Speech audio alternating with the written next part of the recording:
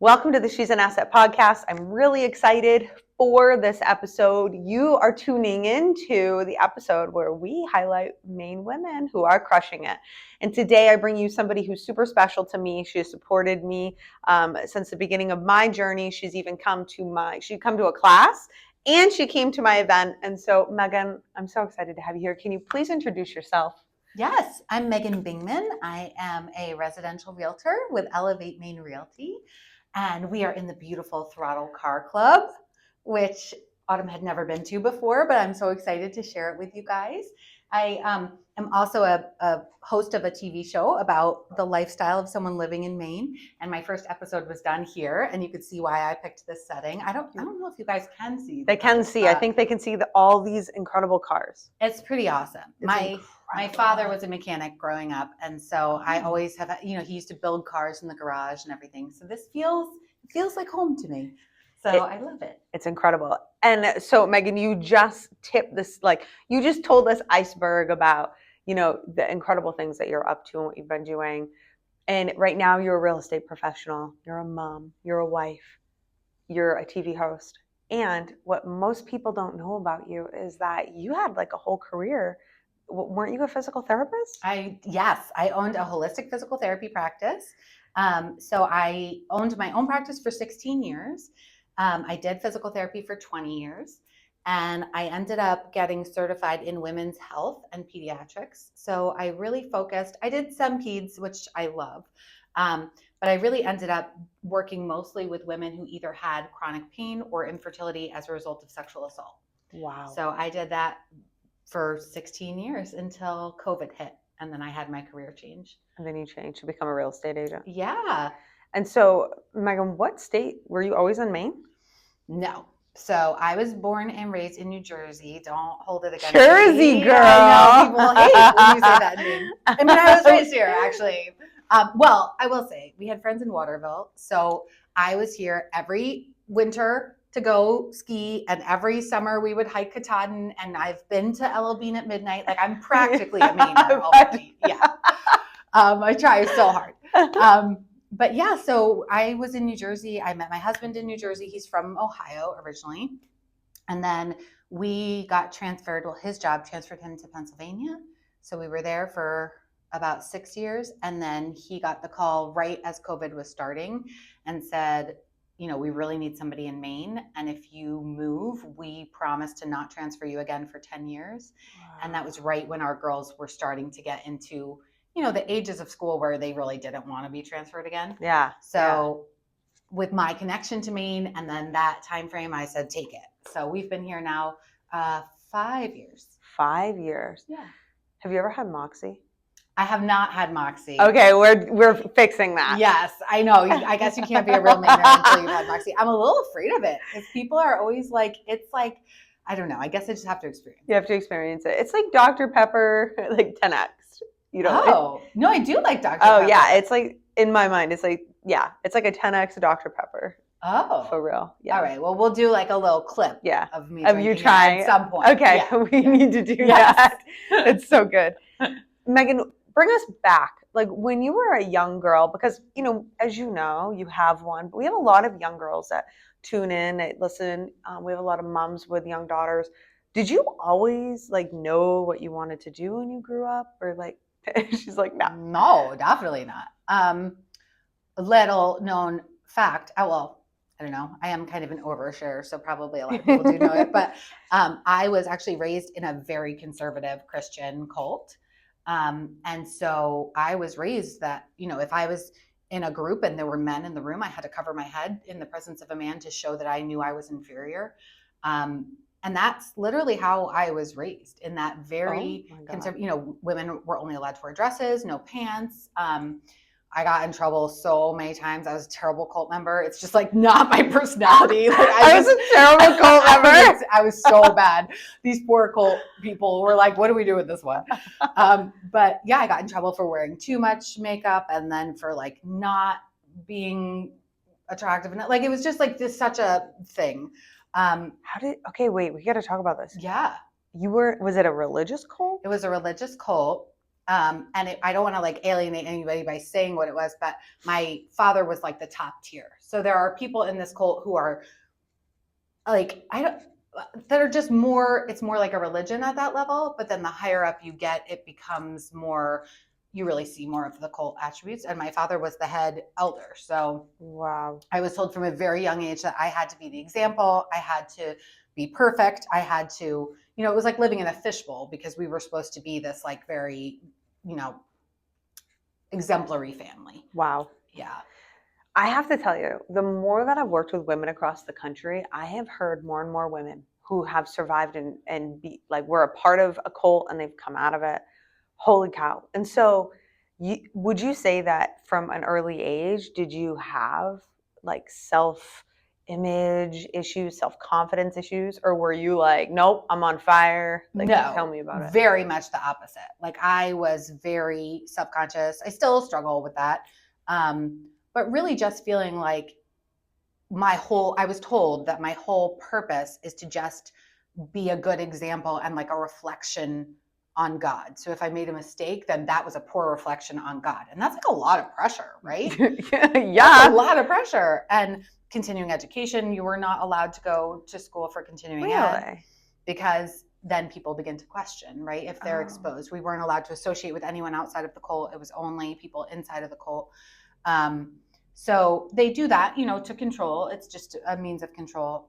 But when I was 14, experienced sexual assault myself. Like a part of the cult? No, it was a boy at school. Boys' school. We have a car coming in, everybody. Yeah, it's very fancy. What is that? It might be a Maserati. Yeah.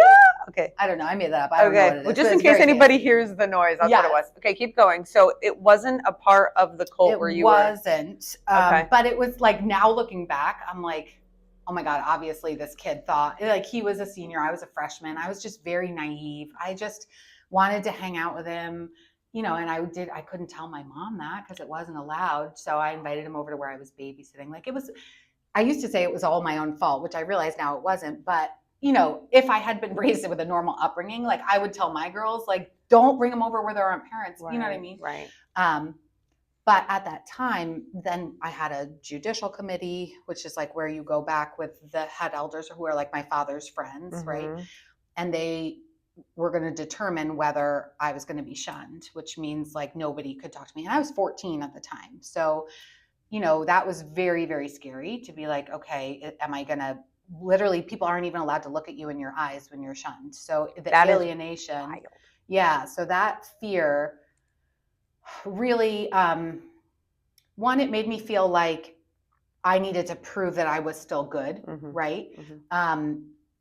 But also it was my first clue that this was not the true religion like they said that they were, because I realized that God wouldn't want, like, as I was going through the committee, they were asking all these questions, which now looking back, I'm like, okay, so I was being re-traumatized as they're like, I'm having to tell everything.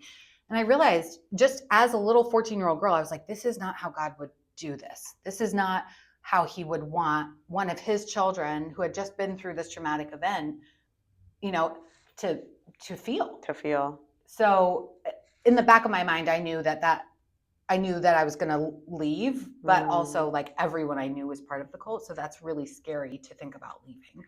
And then I just decided, like, I was 14. So I'm like, okay, well, I can't leave till I'm 18. So at least I'm going to just be the very best cult member I can be for the next 4 years. And maybe I can like redeem myself. So I did. They asked for volunteers to learn Mandarin so that we could preach to the people moving over from China. So I learned Mandarin for them. I literally did everything I was supposed to do. And it still never felt right. So I ended up meeting my big girl. She's 17. I ended up meeting her father right before I turned 18 and like fell madly in love with him. And so I said, you know what? I don't want to lose my family and all of my friends. And I'll just marry this man and I'll just pretend like I believe. And then I don't have to go through the shunning. So I did. I married my first husband and never believed it really. And he kind of knew that, but gave me some grace with it. And then when I was giving birth to her. So they do not allow blood transfusions. And she came in 2 pushes. So there was wow. tearing. And the doctor went completely pale. And he said, there's too much blood. She's going to die. Oh my She God. won't take a blood transfusion. She's going to die. And the doctor is like freaking out. And I can hear my baby crying, who I've never even held yet, right? She's over there. And I look at my husband, and he's just... He doesn't know what to do. Yeah, he doesn't know what to do. And I thought, if I pass out right now, he's going to let me die. Mm-hmm. Like that's... And I will never have held my daughter. So I said, no, you give me the transfusion. And so because I did that, then I was shunned. Shunned again? And, well, that was the only time I was officially shunned. Okay. I've been through the judicial committees, but I could always like talk my way out of them. It's like tickets. I get pulled over a lot, but I don't usually get tickets, knock on wood. But yeah, so I was always able, but that time I couldn't come back from it. So we actually had to get divorced because you're not allowed to be married to an unbeliever. So then I was alone with at the time of the divorce, Phoebe was 9 months old. I was alone with my 9-month-old baby, no money, no friends, no family. Oh my God. What did you do? I just had to make it work. I just had to make it work. And you know what? Those were some of the best years of my life because I was stepping into my authenticity, right? And so I moved into this really crappy apartment and I started working for another PT in the city who was, just giving me steady hours while I rebuilt my practice in New Jersey because a lot of my patients were from the cult. So all of a sudden I had no patients, Wow. But I was able to market. I got more certifications. I hired other therapists to work with me so that I could still have time off with Phoebe. And then it really started growing. And all of a sudden I had this practice where, there was a 6-week waiting list and people were flying from across the country to see me. And I had doctors at the hospital that would say, okay, we don't know what it is. They would call me the medicine woman. And honestly, all I would do was just like listen to the patient and like read the whole chart. So they would send them to me for a consultation, but it's because like the kidney doctor would look at the kidney stuff and the, like the pain doctor would look at the pain stuff, but nobody was sitting down and looking at the entire chart. Like, okay, well, these labs look normal, but let's compare them with, okay, they're normal, but with these results, now we see a different picture. So all of a sudden I was finding like diagnoses for people and they're like, how is she doing this? One, I'm asking questions. Yeah. I'm finding their motivations, their fears. And my best clients or my best patients were the ones who were told it was all in their head. Because most of the time it wasn't. No. And so at that point, they're feeling so deflated. Wow. And so I always say, whether I'm doing physical therapy or I'm doing real estate, my passion and my purpose in this lifetime is to help people see their worth. And so that was really all it took, was to sit down with patients and say, okay, I believe you. We know that this is real. There is no difference between the mind and the body. People try to separate it, but you can't. So even if it was all in your mind, okay, well, thoughts create chemical reactions which affect your body. Like this is not, there's no shame in that. Right. And so a lot of these women had gone through sexual assault, now had PTSD. There are huge correlations between PTSD and fibromyalgia. Really? And the real medical community is like, oh, fibro is in your head. Well, it's not. Like, we can look at their nerve signals. We can look at whether you're in fight or flight. We can look at prolonged, cortisol exposure, all these things, and treat those while also helping someone feel safe, because they have to process, my best friend and I always say, feel, heal, and grow, surrender to the flow. That's like our motto, right? But a lot of times people will do anything they can to avoid feeling. Yes. And until you feel, you can't heal. So all of this to say that, yes, there are so many realtors out there, but all of these skills that I learned in doing physical therapy, it's the same with real estate. Like when I sit down for a listing appointment and I'm up against other realtors, but someone is telling me about their home, I'm looking for, what is your motivation? What is your background? What matters to you? There's a podcaster named Pace Mosby, I think, or Moresby. Anyway, he always says, find the bunnies. So like he had a listing where the homeowner was so concerned because there were bunnies living under the shed, and she didn't want anything to happen to the bunnies while she was selling this property. So he went in and relocated the bunnies. And so of course he got the listing because he listened to what this person really needs. Mm-hmm. It's so much the same, right? I'm going to validate what you feel. When I walk in, the first thing I say is, I want you to show me everything you love about your home. And I'm going to write it down because I'm going to use it to market it. Because if it matters to you, it matters to me. So what do you have? You know? And so when people feel seen and they feel heard, that makes all the difference. Yeah. So whatever industry you're in. I think that's important, Megan, because I really feel like a lot of people don't feel seen or heard. And especially when we're living in this digital age where a lot of people aren't connecting like this. They're connecting, via Zoom, via the phone, via FaceTime, or they're in group chats, they're in group, TikTok, Instagram, Facebook groups, whatever. And we're not really feeling seen or heard. I do think that's really important. I also have to say, and I said this to you prior to starting, especially because I've been around New England training, real estate professionals. And I said this to you and I'm like, Meg, holy shit, there's a ton of real estate agents. And it's like, how do you make yourself, stand out? And it's not even just real estate, it's business, right? There's a ton of attorneys. There's a lot of massage therapists. There's a lot of physical therapy. That's right. There's a lot of people kind of doing on the surface what appears to be the same stuff. And so I really love how you highlight, hey, this is my superpower. Well, and I'd like to go back because one thing that seems to be your superpower, and you made a joke about it, but your ability to talk and connect with people, right? Made a joke about getting out of tickets, but honestly, what that is your ability to connect. And so I am wondering, when did you start noticing that? It had to have been at a young age. Did it come out of survival, do you think? Yeah. Tell me more. I think it did. So being raised in the conservative Christian background, it's spare the rod, spoil the child, right? Mm-hmm. So my parents took that very literally. So when my father is also, he is, they used to call it Asperger's, but now it's all autism. Okay. So he is on that spectrum where he's so smart. He used to, when I would talk, he would because I haven't talked to him because I'm shunned, but when I was growing up, he would his face would go blank and I would be like, okay, give him a second. He's dumbing himself down to get to my level, right? He couldn't, I've always been very emotional, but in a good way, right? Yeah. I connect emotionally, but he didn't have that. So he would just I'd be like, okay, go ahead, dumb yourself down so you can understand what I'm saying.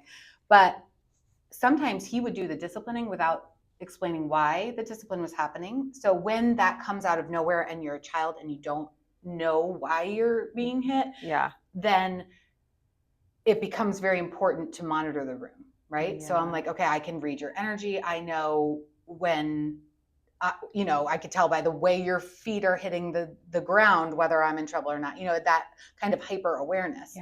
And because I was that way for so long growing up, I think it has just become a part of me where, yes, I'm listening to what you're saying and my goal is to really help you achieve whatever your goal is.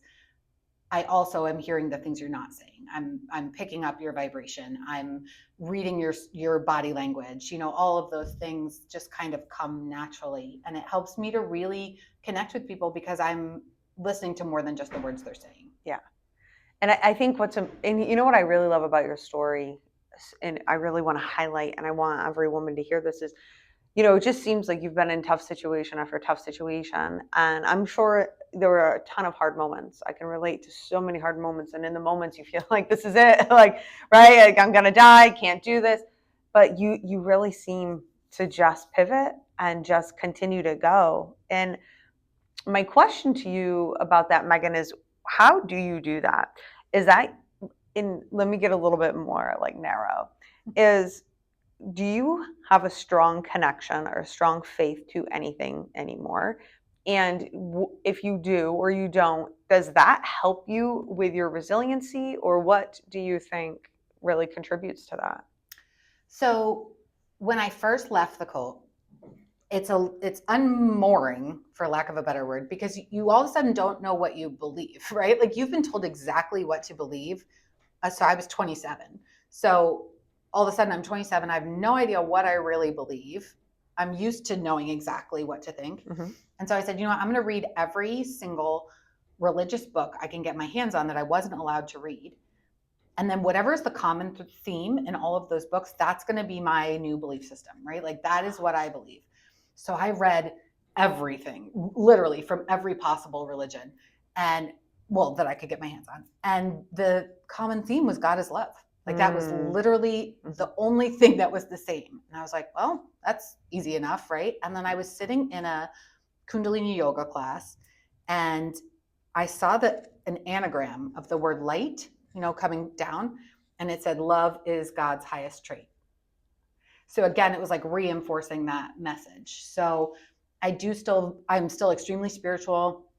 I do believe everything that happens for us. I read a book called Radical Forgiveness by Colin Tipping.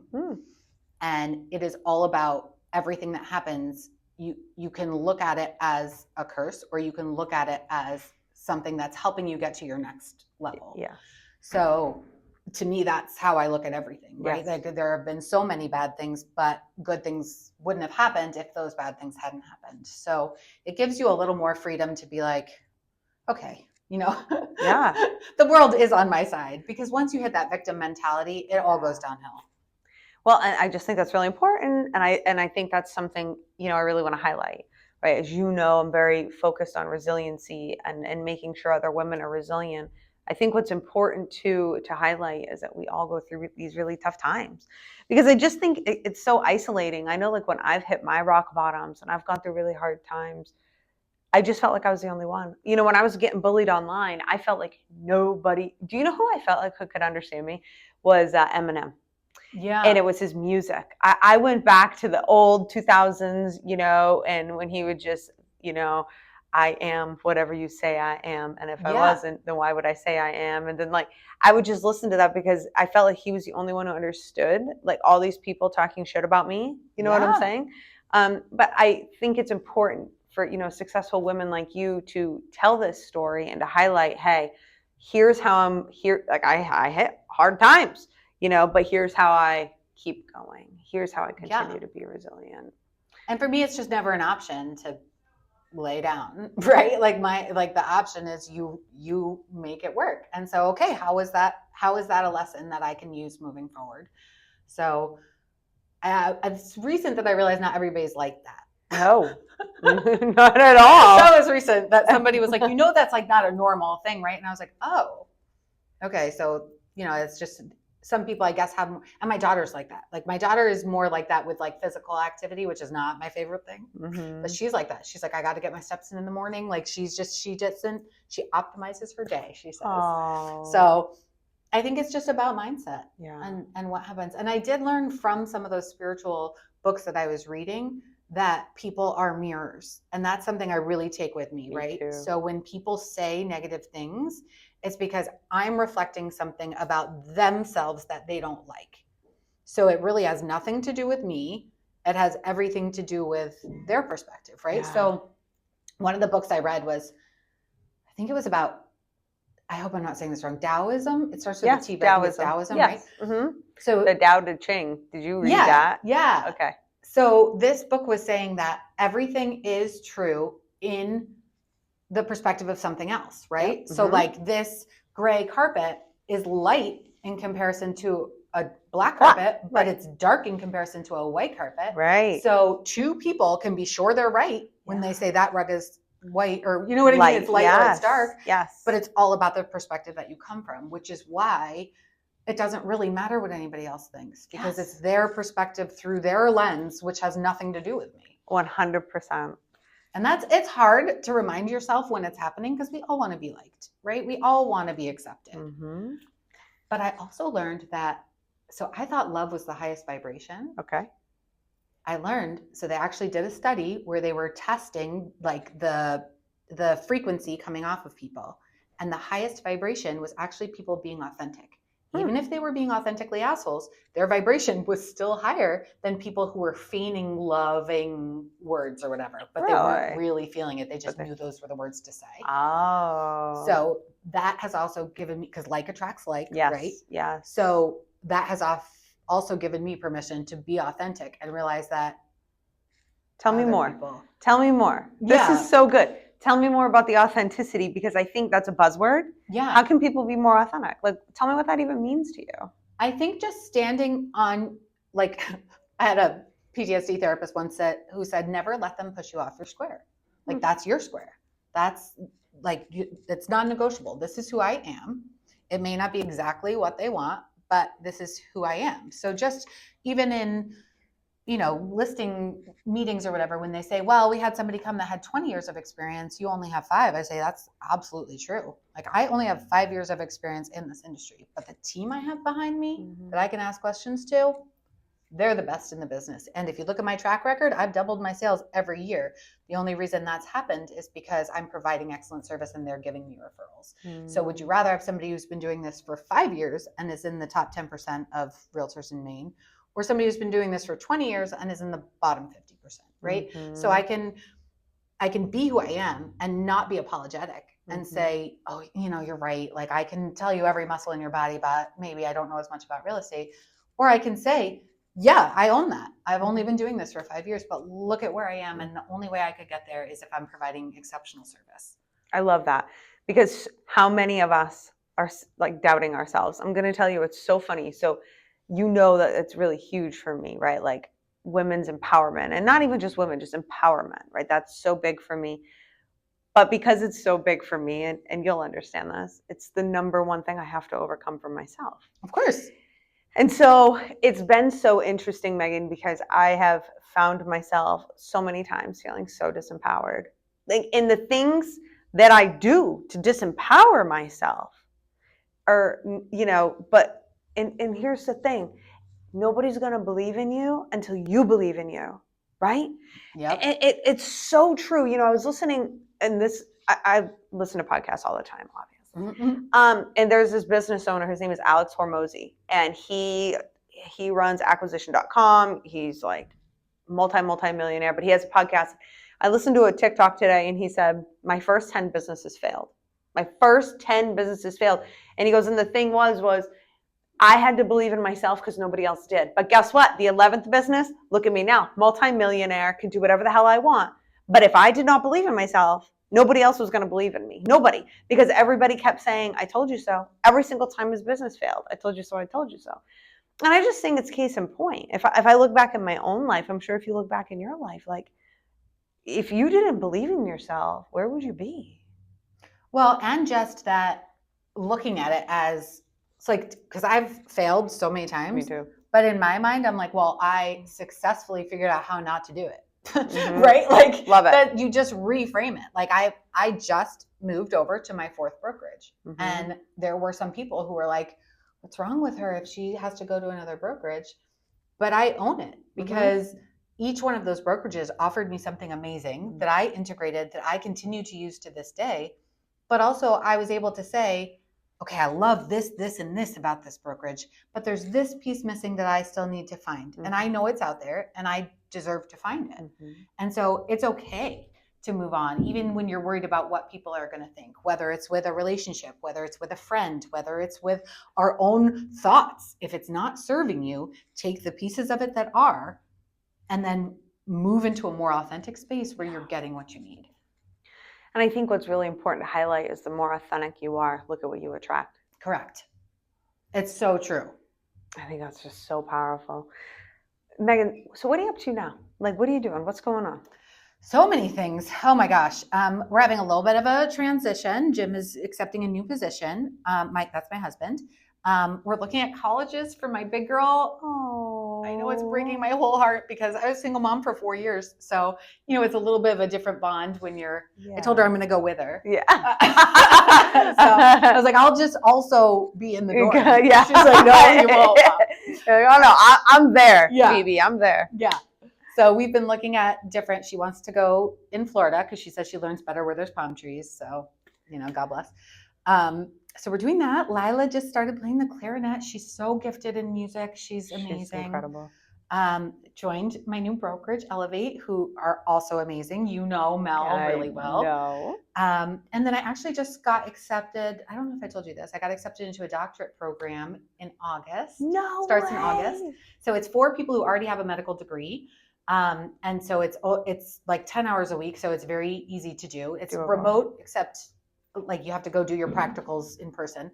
But it's 5 years because it's part-time. But at the end of those 5 years, I'll be a doctor of functional medicine. Girl, So what are you going to do finally with get it? my doctorate. You're going to be a doctor. Yeah. 5 years from now, I'll be 48, but I'd be 48 anyway. Who gives a shit? Yeah, It's so incredible. you just do it. I really miss the healing part, like connecting with people. So one of the reasons I left physical therapy is I have Lyme. I've had it since I was 14. But I ended up getting some joint damage in my hands. And so I was a manual therapist, and winters are really tough. So as we moved up here and it was colder, I was like, oh my God, I can't use my hands for months at a time. So then I was like, well, I'll do real estate in my off season. And then it ended up just kind of being all of the time.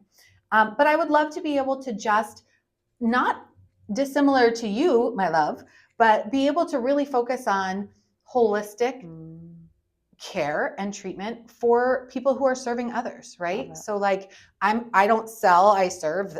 As soon as I switched that mindset, my numbers went crazy because I don't want to be a salesperson, but I do really want to help people. Yep, same.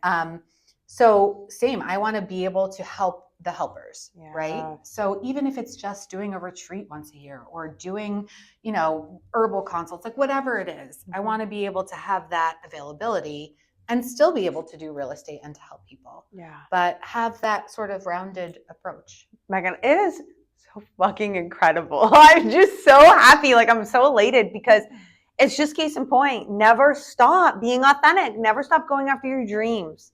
Yeah. It's incredible. It's incredible. And what, oh man, like the example you're setting for your girls and just for women everywhere, because I really believe I'm not yet a mom where we are intentional. But, right? But I do kind of think sometimes that moms kind of just at some point give up and they're like, okay, my kids come first, my husband or my spouse, my wife, my husband, and then here I am. And it's like, no, you don't want to give that like blueprint for them growing up, right? You don't want that. So I think it's really important for them to see, that you just continue to keep trying and keep serving and keep helping. So good, Megan. Okay, so people are going to love you. They want to know where can they find you? They want to hang out with you. Your social media is awesome, by the way. I follow it. I love it. Every morning I look, I'm like, what's Megan doing? Because it's going to be funny.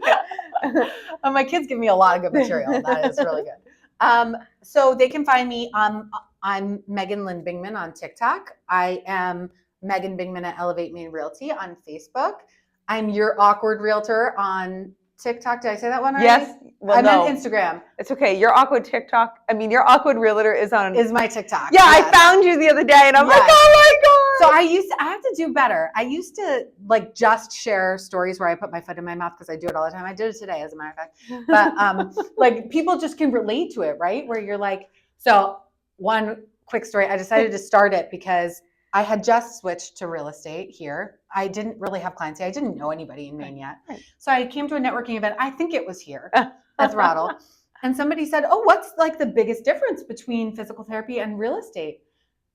And I was a women's health therapist. So I said, there's less vaginas so far. That was literally my answer.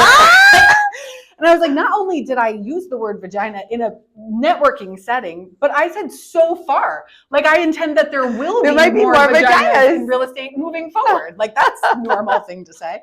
But people love it because they realize that I'm just saying, what comes to mind. And I love it. We need more authenticity, right? We do. More authenticity. And okay, so we can find you and you'll give me those. So we'll have them all in the show notes so everybody can find you.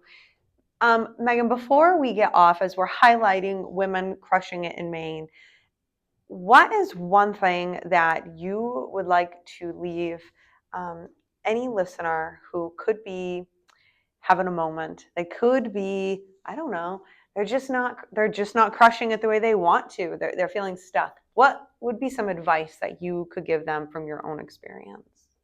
So I would say don't ever settle. And the world is literally your oyster. Like you just have to be so specific about what you want and then believe in it so much. Oh, another fancy girl. Oh no, they're cleaning one. They're cleaning. but determine what you want and then believe in it so much that it has no choice but to appear. Just don't stop until you get there. Don't settle. Don't stop. So good. Everything that is happening. If another human can do it, you can do it. 100%. 100%. And sometimes, would you say that sometimes you need to clear out the people who surround you in order to make that happen? Because I have. Yes. I have had to be like, everybody went like arm's length, and it was nothing to do with them personally. It was, I just couldn't take on anybody else's belief system. And what we don't understand is we do it so easily. Wouldn't you agree? Oh, absolutely. And I do think that sometimes so the universe hates a vacuum, right? So when you remove things that aren't serving you, the universe has no choice but to fill it with what you're thinking about, right? You get what you think about most of the time. Yes. So clear out the stuff that is not serving you, that you are not in alignment with, and automatically that space will fill with what you're thinking about at the time. That's why we have to really protect our thoughts. I love it. Thank you for coming on. Yeah, thank you for having me.